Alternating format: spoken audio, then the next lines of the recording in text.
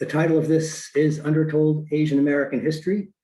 And if we can move to the next slide, I think my charge really is to kind of look at really some examples that really illustrate how it is that we have stories that really should be told, but are either undertold, as the title would suggest here, or that are either ignored entirely, so that they're not undertold at all, they're just ignored, misrepresented often, or they're incomplete stories. So what we're looking for really is the way to bring these kinds of experiences, into the classroom.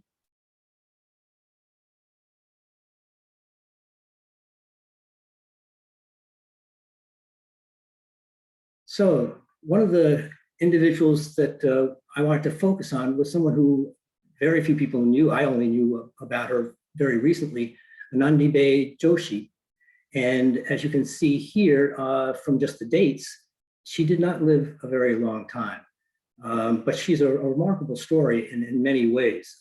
And I hope as you listen to this one and also some of the other ones that I have examples of, that there are many ways to kind of fit a story like this into the curriculum, and not just as the fact that she's, in the first bullet you see, first high caste Hindu woman to receive a medical degree in the United States. And that was in 1885, I believe was the year that she received her degree. So at only age 20 years old. And she was one of the very first women in America at all to graduate from medical school. And the school she graduated from was Women's Medical College of Pennsylvania, which is now Drexel University, and that was in 1886. Unfortunately, after she got her degree, she went to practice back in her native India, but passed away just within a couple of years. So she, as you can see there, was only 22 years old, 23 maybe, when she passed away. There's a backstory to almost everything here, and that will certainly be true of the other examples I have here, because it casts a light on some of the experiences that people have here. One of the things that I just found very interesting was that she was 9 years old when she got married. So this says something about Indian culture at the time, and also the way in which things worked. She was married to a widower who was 30 years old. And the way this worked was that it seems he was very taken by this girl's intelligence, brightness, and did something that many men certainly wouldn't have, but it was also against the cultural norms at the time, which was educate his new wife. And she had experienced a tremendous interest in science and in medicine, and he actively pushed to have her sent to the United States to get an education in medicine.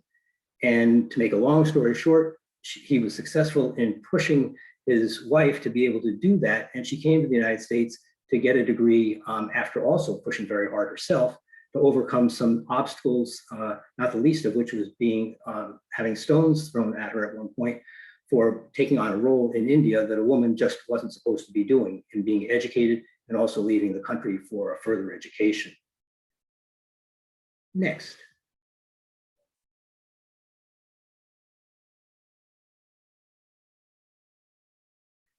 One that is perhaps better known, in fact, I'm sure is much better known, but also has not found its way really into textbooks or in any kind of mainstream information or learning that's provided in schools, is the case of the United States versus Wong Kim Ark in 1898. And what you see there on the right is a testimonial that he had to submit before he left the country in 1890, I forget what year exactly he left, because the case first started being litigated in 1896 in California, and then went to the United States Supreme Court a little bit later. But in this case, he had papers that allowed him to leave the United States. And because he had been born here, he thought he'd have no trouble coming back into the United States, even with the Chinese Exclusion Act, because those people who had been born here and had received certificates of residence as part of the Exclusion Act provision could come back into the country, and they could come and go as they pleased. However, that was not the case with him.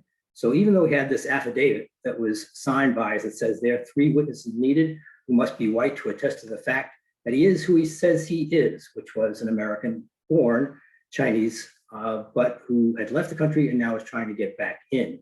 And the state of California said, no, you are not allowed back in. We are keeping you out. He challenged that, of course, and the witnesses that he had were supposed to be something in his favor, of course. And anyway, the case went through the courts, and the United States Supreme Court affirmed in the 14th Amendment, in the clause that deals with citizenship. You may know the 14th Amendment also deals with due process and equal justice under law. But a key phrase in that 14th Amendment is that if you're born in America, you are an American. It was meant originally to give African Americans full rights in the country as citizens, because of course many of them may not have been born in the United States. And so that was why the 14th Amendment was originally constituted. But in this interpretation, it was extended to mean that anyone born in the United States is indeed a citizen. And Wong Kim Ark was the test case that established that right. The court voted 7-2 in his favor. There was a dissent, but it was a really complicated one. And so it's interesting to see that here, with challenges coming in our day about people who are not born here, and maybe do they not have a right to be citizens, this whole question of birthright citizenship has arisen again, but it's an Asian American case that really is at the heart of why this is so entrenched in the American legal system now. So it's a very important case, and so fundamentally important that it can be included in whether it's a government class, a civics class, something about the Constitution, citizenship units that you might be discussing. All of this is a part of it. And just as with the previous slide of Anandi by Joshi, she too can be brought in for so many different things about cultural experiences in the world history course, about sort of the process of coming to the United States for education. These are ways in which we can integrate these stories into the curriculum. Next slide.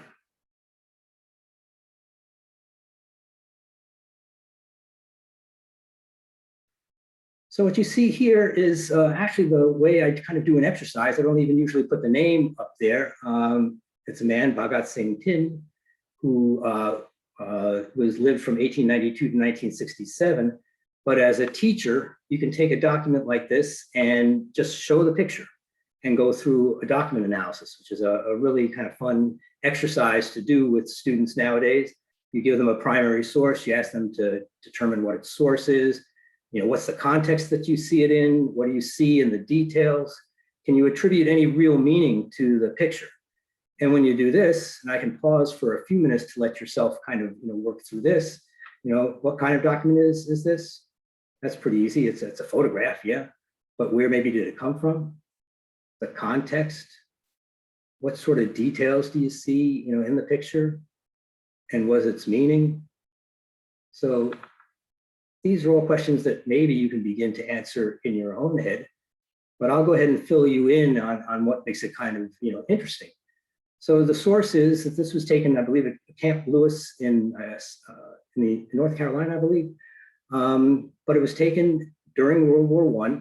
Bhagat Singh Thind had just enlisted into the United States military to fight in the Great War, as we call it now, World War I. And Bhagat Singh Thind had actually come to the United States as a Sikh, and he came here to attend university and was able to do that, but then felt a duty really as being here in America to come and join the military.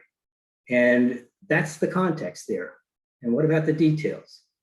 And most people, the first thing they notice is the turban on a Sikh gentleman. And frankly, when I've done this with students in a class, they never go really farther than identifying some of those features and figure out that, and they try to place him. And if you get a few who may know something about British history and the fact that Indians fought in both World War I and World War II under the banner of the British in various places, that's what they have guessed. But nobody has come, at least in the classroom situation, and identified him as an American soldier who fought in World War I. So here we have Bhagat Singh Thind, a Sikh, wearing the turban and going on through that. And so you can go into all sorts of contemporary discussions about the role of Sikhs in our society today, what they feel about being American. So there was questions again of what confers being American on somebody. Is it citizenship? Is it serving in the military? And even when you do, is there some sort of reciprocal acknowledgement on the part of the United States that something like this is happening? Those are the kinds of questions you can raise. And interestingly enough, you can see he was allowed to wear the turban. And then that was true until the 1980s. And then the United States Army, the military, decided that for various reasons, it was no longer appropriate to have that kind of headdress, and then, or headdress rather. And then in 2017, that rule was finally changed. So now again, it is all right for Sikhs to wear their turbans in the military. So let's go on to the next slide. This is a case called Gong Lum versus Rice, settled by the 1927 Supreme Court. Supreme Court justice at that time was William Howard Taft. You may remember him as a president, and he actually served. So he's the only president to actually go back from an earlier position as president and serve, in this case, as Chief Justice of the Supreme Court. But he ruled, along with a unanimous court, on a case that came to them out of Rosedale, Mississippi. And it involved a Chinese family, the Lum family, whose daughter was wanting to attend the consolidated junior high school. Junior high school at that time. It was a consolidated high school, so she had actually gone to school with whites, along with her siblings, with no problem until they reached the consolidated junior high school level, and went to school that morning. There was a recess at lunch. And then the principal of the school came over to the young Lum girl and said, "I'm sorry, but you have to go home because we're not allowing Chinese to go to school with whites." And this became, through the efforts of the Lum family, and particularly Mrs. Lum, so there's another backstory about the role women play here, in challenging or denying their children the right to go to a white school. So even though the initial court at a local level found in favor of the Lums, the state of Mississippi ruled against them and said they could not attend the separate, they had to attend under the separate equal doctrine that had been set forth in Plessy versus Ferguson back in 1896. So they went all the way to the United States Supreme Court and there had their case heard. And there it was ruled that indeed separate but equal was the doctrine that was set forth in Plessy versus Ferguson, and it would not be overturned in their case. There's again so much that's fascinating about this, but what I think makes it kind of grabbing is most people don't know there's much of a Chinese community in Mississippi, period. So how did that happen? Where did these people come from? So the settlement of Chinese in the South was largely after the Civil War. They were recruited by large plantation owners who still want to try to make a go of it with cheap labor. And so they brought Chinese over to help work on the plantations there. And also there was migration. Later, after the Transcontinental Railroad was built and other railroads were built, there was a move by many Chinese to try to move to other parts of the country.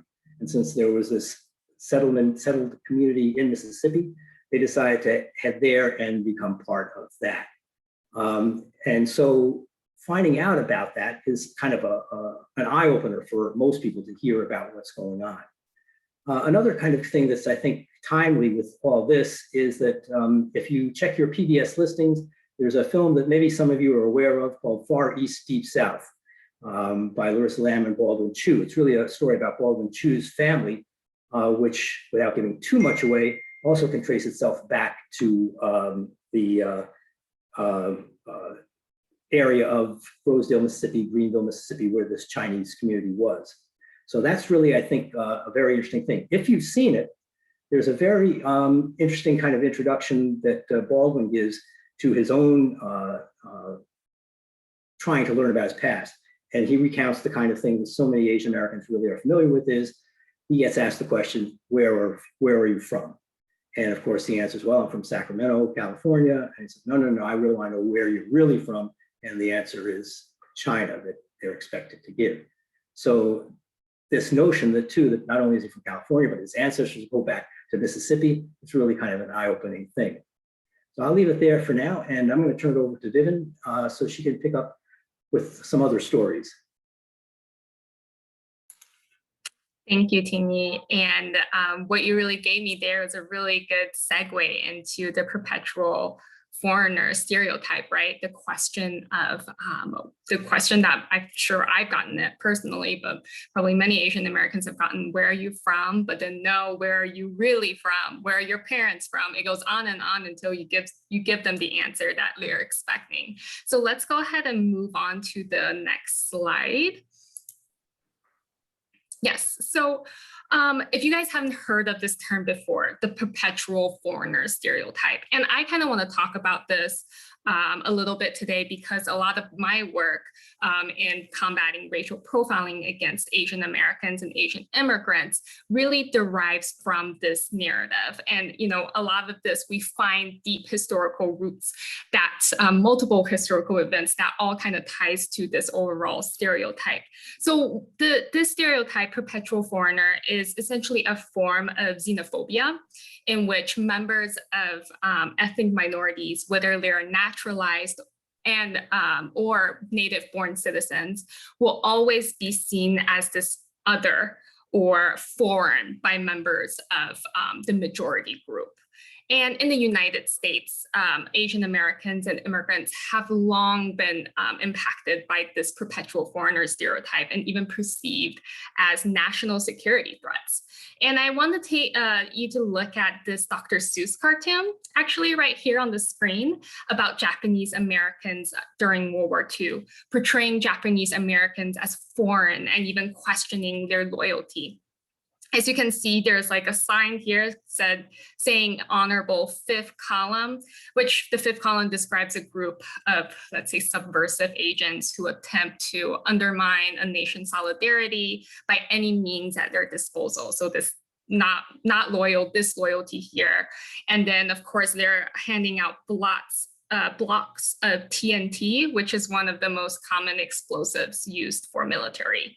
This cartoon came out in during World War II, and it actually appeared days before President Roosevelt signed Executive Order 9066 that resulted in the incarceration of Japanese Americans. And this mistrust continues to this day, but it comes in different forms. And I have two stories that I want to share with you all today that kind of really shows how the stereotype leads to suspicion of Asian American communities. Next slide, please. So the first story I would like to share is the story of Qian Xuesen. And so Qian Xuesen is a Chinese scientist. Specifically, he worked on rocket science, rocketry research.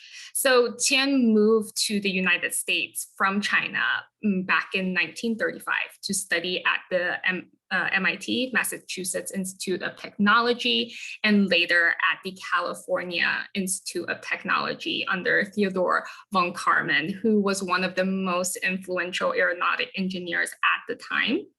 And during his time at Caltech, he joined the Suicide Squad, which at the time was a student group devoted to rocketry research. And they later caught the attention of the US military, and they became the Jet Propulsion Lab, JPL, which later on was incorporated into NASA. He helped develop the first US jet engines. He then moved on to Washington, D.C. as an advisor to the Defense Department in 1945. He worked on the Manhattan Project, which is very famous. And in 1947, Qian took up a teaching position at MIT. And him and his wife mailed in their application for US citizenship while they expected the birth of their first child. So they were really planning to build a life here in the United States, and kind of what you see as a classic immigrant story, moving to the US and settling down. However, Qian's career came to a sudden halt after the Chinese Revolution in 1949, where the Chinese Communist Party took over mainland China. And this triggered essentially the second Red Scare in the United States during McCarthyism. And then Qian found himself in a bad situation. The government accused him of being a member of Pasadena's Communist Party. And as a result, he was stripped of his security clearance and placed under house arrest.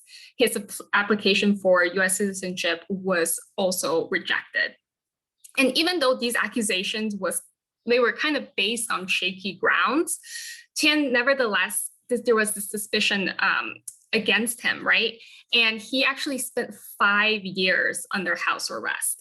And despite support from his Caltech colleagues, including Theodore von Karman, who wrote to the government pleading for Qiang's innocence, he was eventually deported to China in 1955. And the scientist left by boat with his wife and his their two US-born children. And life wasn't really easy for Qiang in China either. He was treated with suspicion at first due to his American background and the fact that he was married to the daughter of an official from the Chinese Nationalist Party, who was the opposition party during the Chinese Civil War. But he continued to devote his time to science. And when he had arrived in China, there was really little understanding of rocket science there. But what's kind of interesting is 15 years later, he oversaw the launch of the first Chinese satellite into space. And in decades to come, he actually trained a new generation of scientists. And his work essentially now in China is known that he laid the foundations for China's space program. He's also known as father of Chinese rocketry, but not a lot of people know about his contribution to science in the United States before he left. And unfortunately, this perpetual foreigner stereotype and this perception that Asian Americans are national security threats continues to repeat itself. And this has really led to the racial profiling and targeting of Asian Americans and Asian immigrants in this country. And I just want to highlight another story that kind of happened more recently in history. Perhaps you have heard about him. It's the story of Wen-Ho Lee. Next slide, please. All right, so Wen-Ho Lee, you will definitely see some similarities in the story that I'm about to tell you. So he is a Taiwanese-American nuclear physicist who worked at the Los Alamos National Laboratory in New Mexico. And his life was going well, just fine, until he was arrested in 1999 and accused of providing nuclear secrets to the government of China. The US government accused him of being a spy for China and charged him actually with 59 indictment counts. And after a 5-year investigation that involved polygraphs, interrogations, and even incarceration, the FBI did not find any evidence that Lee was a spy. And after 278 days, and that's about 9 months of solitary confinement without bail, Lee was finally freed after the government's case essentially crumbled, lacking any merit, and settled on a plea bargain for just 1 count of mishandling restricted data.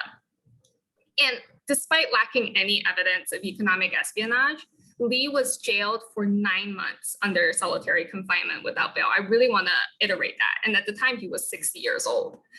He was constantly shackled hand and foot, a treatment different from other prisoners at the Santa Fe jail where he was detained. And he was only allowed to see his family for 1 hour every week and was forbidden to speak in Mandarin to prevent him from passing on secrets. And in the aftermath of this, the government was actually heavily criticized for their handling of the case, including an apology to Lee from the federal district judge, James A. Parker, who harshly condemned the government's prosecutorial tactics. And there were a lot of incidents that raised concerns of racial profiling for the case of Wen-Ho Lee. For example, to obtain the warrant to search Lee's home, right? The FBI claimed that Dr. Lee was more likely to have committed economic espionage for the People's Republic of China because he was an, quote, overseas ethnic Chinese. One FBI witness even admitted that he gave an inaccurate testimony just to make Lee appear more deceptive. And, you know, to kind of highlight one more point here is that there were 83 people who went to China from the New Mexico Weapons Laboratory in 1980s, and that many Caucasians, white people who had contact with the same people that Lee did, they were not investigated, but Lee was. And even though Lee won his fight against injustice, the accusations against him have ruined his career and left his life in shambles. The federal government, along with media outlets, had even leaked his name to the press before any formal charges had been filed against him, which created detrimental effects on his reputation. And so he did write a book called My Country versus Me to detail what happened to him. And I definitely encourage folks to give it a read. And lastly, I want to mention that 21 years later, in 2021, we're now seeing a resurgence of racial profiling and targeting of Asian Americans and Asian immigrant scientists, researchers, scholars, particularly by the Justice Department's China Initiative, which was launched in 2018, which have singled out scientists and researchers of Asian descent based on this misguided perception that their ethnicity, race, or ancestry make them somehow more prone to espionage or spying. And despite being part of the fabric of American society for centuries, the perpetual foreigner stereotype is still imposed on the Asian American community. And this is why I think it's very important to talk about history, as what is happening today have very deep historical roots. And I do want to quickly mention also this paradox between the model minority myth and the perpetual foreigner stereotype, introducing yet another stereotype of Asian American communities, is that we're perceived as the model minority for achieving successful careers in fields of STEM research, and praised for essentially our pull yourselves up by your bootstraps immigrant mentality to demonstrate that racial discrimination can be overcome by hard work, that we are somehow in a post-racial society. But this really minimized the role racism plays in the persistent struggles of other racial and ethnic minority groups. But then yet at the same time, especially during times of geopolitical tensions with foreign countries, our communities are met with suspicion, we're targeted, scapegoated as spies disloyal to the United States. So we are somehow the model immigrant and the perpetual outsider at the same time. And I just want to kind of close on that and then pass it back to Ting-Yi, as I think he has a little bit more to share with you on undertold history tidbits. Thank you, Vivin.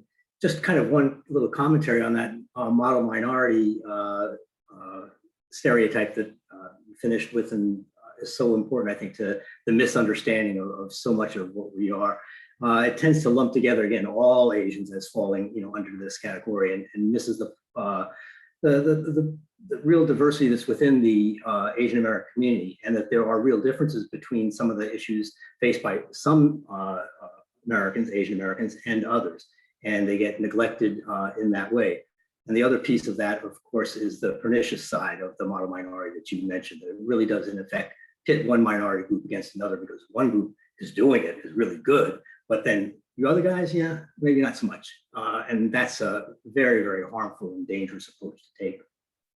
Thank you. So we'll move on to the next slide. So here's one that is, again, getting a little more attention because people generally, not high school students, but many people recognize the name, particularly adults who have been around in the, followed politics for a while. But for certainly kids in school, this would be a new one. But just like I was saying with some of the other things, there's a backstory to Patsy Mink. It's very easy to reduce some of the things that we have and that we're trying to promote into the curriculum as factoids. So Patsy Mink is often mentioned simply in the context of, she was the first, not just Asian American in Congress, but the first woman of color in the Congress. And that's true. But if we just left it there, I think we miss a lot of what Patsy Mink is all about, and the opportunity really to delve into so much more of what her story really means, because there's an immigration story there that goes back 3 generations She is a third generation Japanese American from Hawaii. And yes, she was the representative, one of her first representatives to come from Hawaii, but she was also a lawyer. She had been trained at the University of Chicago and gotten her degree.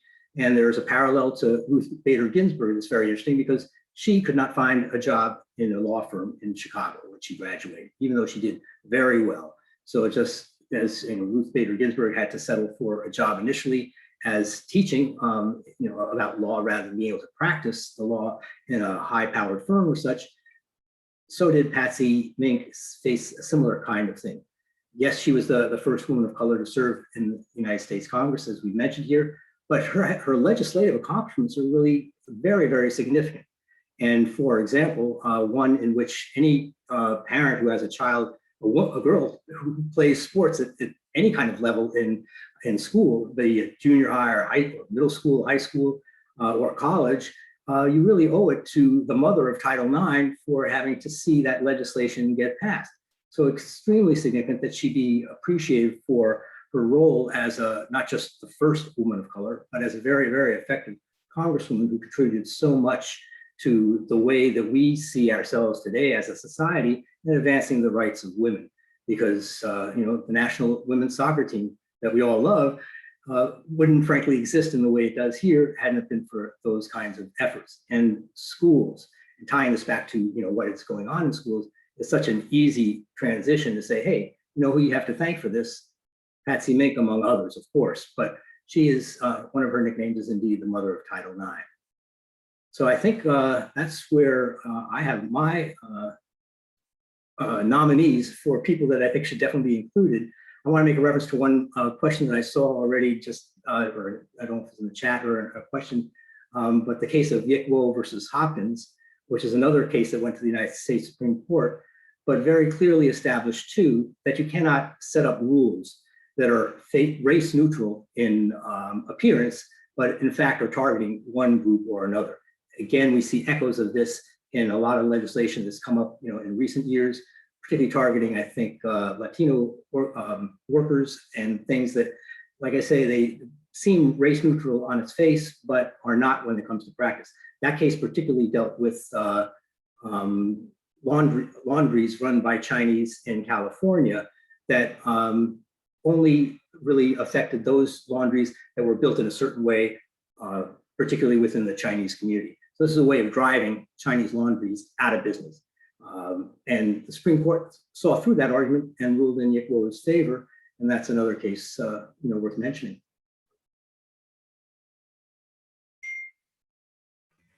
Amazing. Thank you both so much.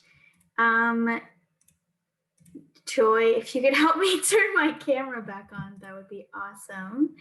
But yeah, we're gonna switch back to, thank you, Joy. We're gonna switch now to our Q&A.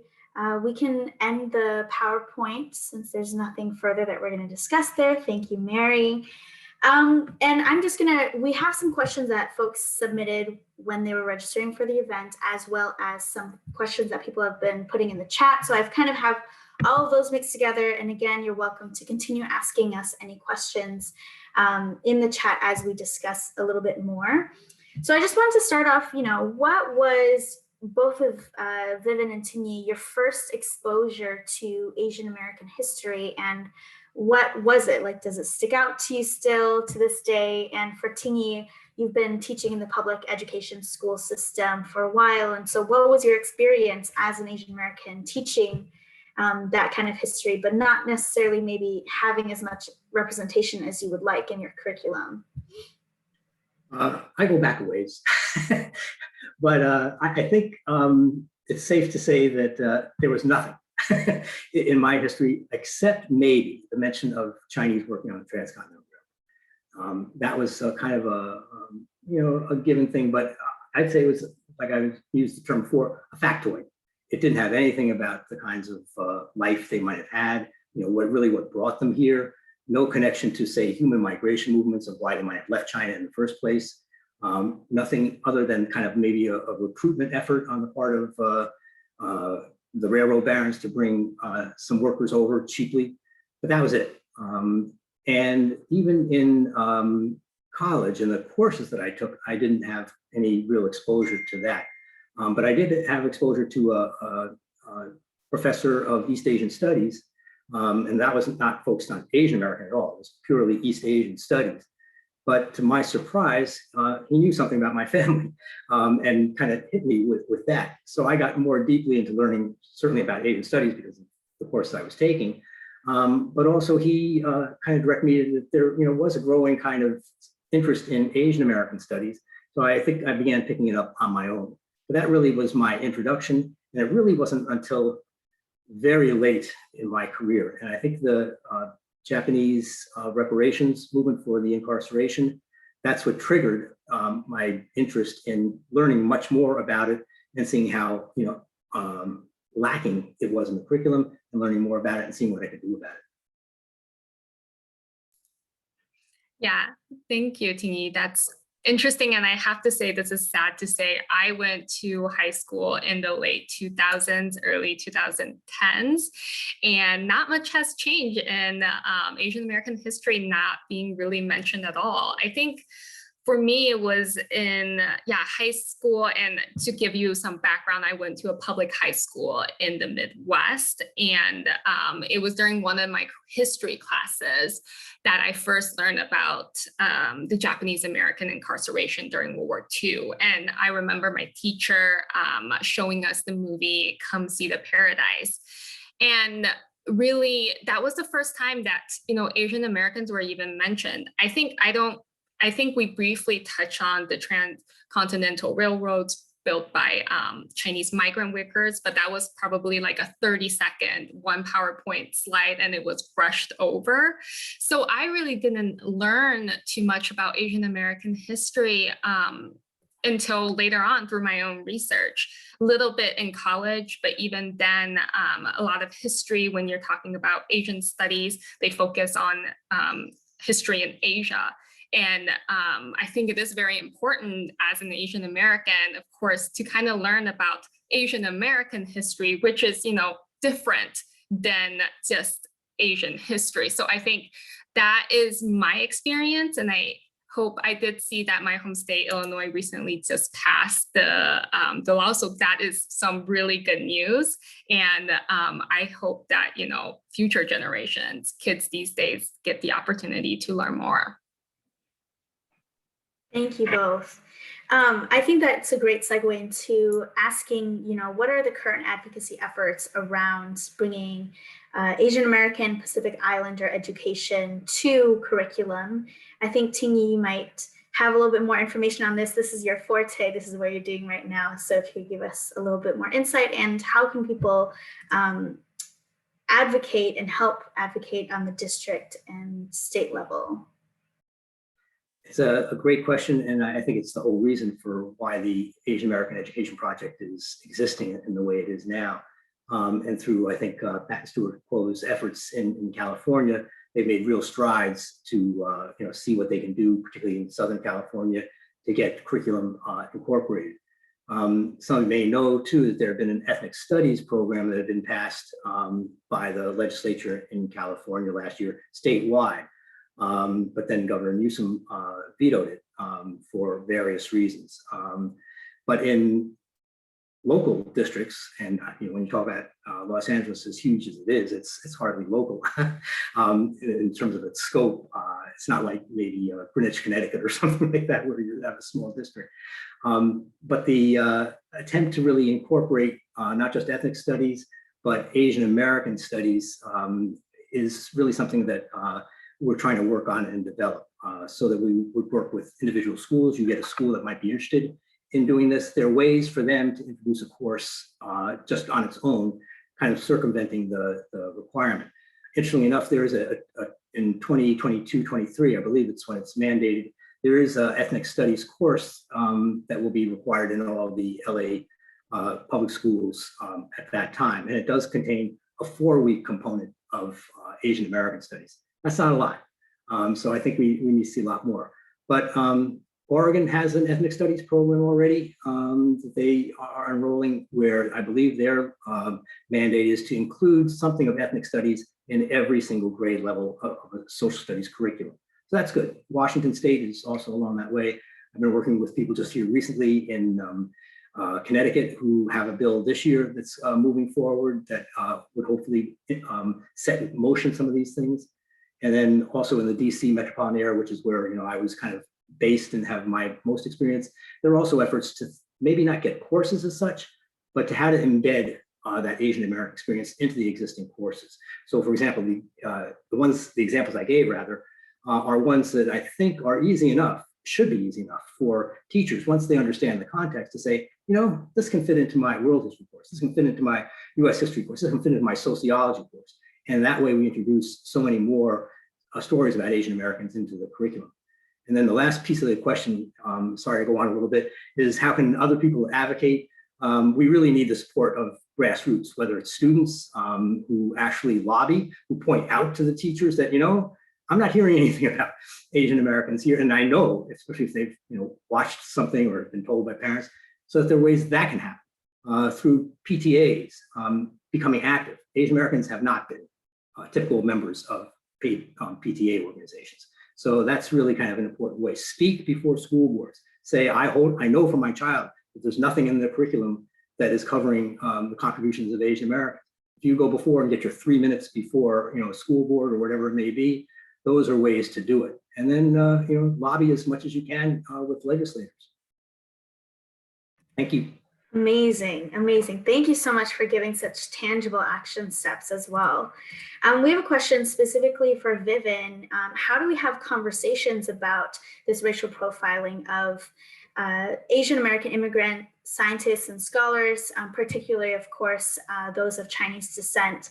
How do we have those conversations amid, the tensions right now between the US and China in terms of how we're perceived due to the coronavirus pandemic, et cetera? Yeah. So I always like to start off by the Chinese government does present threats to the US. We have to be honest about that, including national security threats, right? But the thing is that we shouldn't overreact to the actions of the Chinese government by treating all Asian Americans and Asian immigrants, particularly those of Chinese descent, as suspects, as someone that we need to target. And unfortunately, in the past, as we can see in history, this racism, it goes back again to the perpetual foreigner stereotype. It manifests itself at many points. And you can trace it back to the Chinese Exclusion Act, the incarceration of hundreds of thousands of Chinese Americans during World War II, the targeting of Mensa communities after 9/11, Arab, Middle Eastern, Muslim, and South Asian. That is the acronym. And even to the recent spike in anti-Asian racism and violence connected to COVID-19, and then now to kind of the profiling and targeting of Asian American and Asian immigrants. And essentially, we do want to urge caution with policymakers, especially in using anti-China rhetoric, as it can further stigmatize our communities. We have seen this with the COVID-19, with the usage of Kung flu and China plague, etc. But this extends broader on to some of the other anti-China rhetoric as well. But really, just re-emphasizing that there are geopolitical tensions that exist, but that doesn't mean that Asian Americans and Asian immigrants should be treated as suspects. Thank you, Vivin. That's such a good answer. I think we have time for 2 more questions before we wrap up with how folks can get involved with your project's work. Yes, this video will be posted and it will be shareable on social media. We'll work on getting the recording up as soon as we can and send it to all the attendees. But one of the questions that I really thought that was submitted that I really thought was very important question to ask is, how do you balance highlighting Asian contributions and Asian excellence with the model minority myth?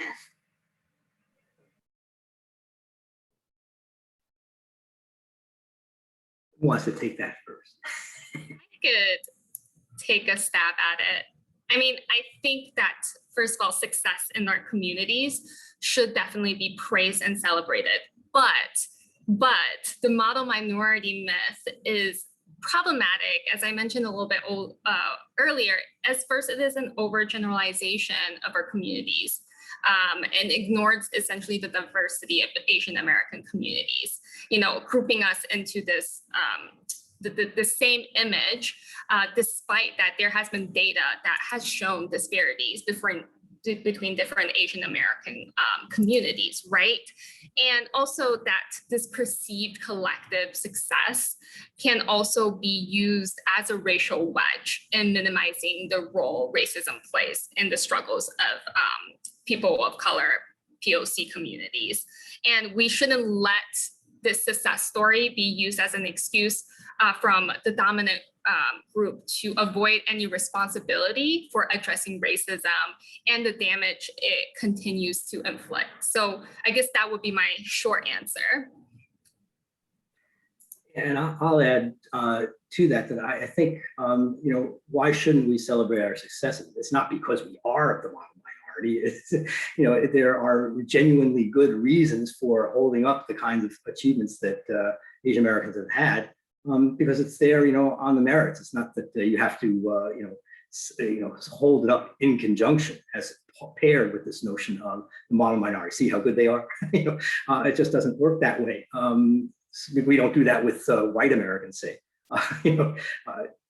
there's tremendous achievement, but we don't say, oh, they overcame, this, that, and the other to do this. We do. I mean, there's an individualistic, as Vivin was saying before, a rise by your bootstraps individualism ethos that runs through a lot of American history. But that isn't what it is, I think, about any one particular group that makes it, stand out. It's the achievements of individuals, groups, people working together. The railroad, in that sense, is a wonderful example. One thing to kind of, worth mentioning about that achievement is the railroad workers were really ignored for a long time. Not right away. There's actually a significant appreciation of what the Chinese workers did on the railroad. And then it was kind of forgotten over time, to the point in 1969 that John Volpe, who was then Secretary of Transportation, said, only Americans do this. And he didn't mean the Chinese. He was holding that up, and that was the 100th anniversary of the completion of the railroad. So in 2014, there was a very important event here in Washington, D.C. that held up the accomplishments of the group of Chinese who really performed an amazing engineering feat, mining through those hills and during the snow and all that, and getting that done. At one point, towards the end, laying 10 miles of track in a day. That's incredible. So, that kind of, achievement, not being able to be appreciated for that. Well, finally, the Department of Labor honored those workers because they give out an annual award to someone who's done a lot for the labor movement over history.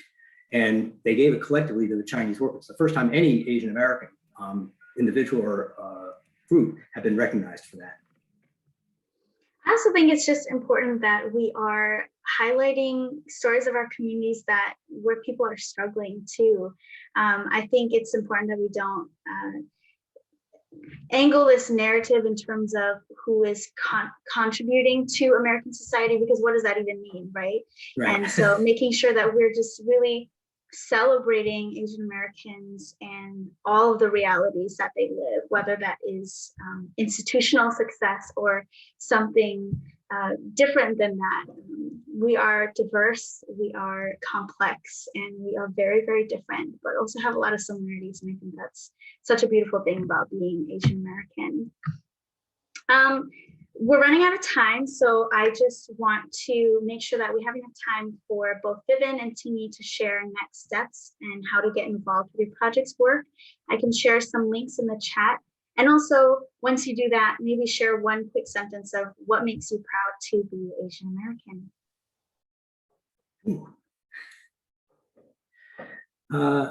I think being just in association, with so many of people like you and other communities that I've worked with here now in recent years, to understand that we have really a common purpose, and that we've learned a lot from each other. That's, I think, maybe a key factor, and that I'd like to move forward in that direction. And maybe one kind of final point of what to do. I have put in a plug for the program, of course, the Asian American Education Project. And check out the website. It's been posted on the chat there. So really kind of see what kinds of things are available, but we're not the only ones out there. As I think you can hear, there's so many people doing good work that it's important, I think, to try to educate yourself, learn from it, and then advocate on behalf of others as well. Thank you, Ting-Yi. What makes me proud to be Asian American? I will make it short. My culture, my food, my language, my history, and most importantly, my community. Yeah, and in terms of what you can do to help in terms of combating racial profiling of Asian Americans and Asian immigrants, you can sign on to letters, petitions, comments that support at the End of China initiative and condemning racial profiling. And you can do that by signing up for our mailing list or following us on our social media to receive updates. You can also contact your member of Congress to share your concern. In fact, you can take action right now by participating in our letter campaign that we have to call for members of Congress to take action. And I believe Danielle will be able to drop the link in the chat where we have a letter template for you to send to your representative. And that's something you can do. And then last but not least, you can support impacted persons in your community by attending their hearings, trials, and sometimes we call this packing the ports. So we mobilize community members. One of the ones is coming up in Tennessee to support and impact the scientist who will be going to trial on June 7th. And he is one of the first cases to go to trial under the China initiative. So if you're in the area, please sign up today using the link provided in the chat box. And I do just quickly, I know we're running out of time. If you believe you are the one who's being targeted because of your race, ethnicity, or national origin, please do get an attorney first. And we have a legal referral service that provides you with attorney referrals. You can contact this number in the chat box. And then, of course, we also have Know Your Rights information to ensure that people know their rights when approached by law enforcement. Amazing. Thank you both so much for your time. This has been so amazing. Thank you all so much for tuning in and joining and staying through the very end. We appreciate everyone. And we will be in touch soon with a link to the recording and more resources on how to get involved with their work. Thank you all so much. Have a wonderful rest of your night. Bye. Bye.